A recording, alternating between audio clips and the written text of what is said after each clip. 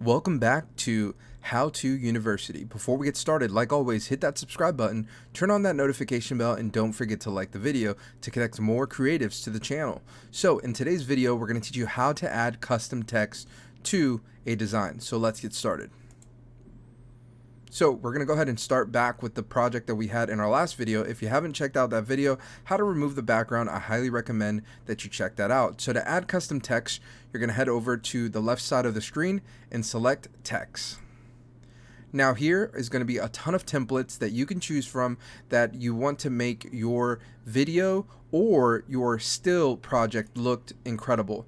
There are a ton of fonts to choose from, and all of these can be customized in any type of font. So let's go ahead and click the action one for an example.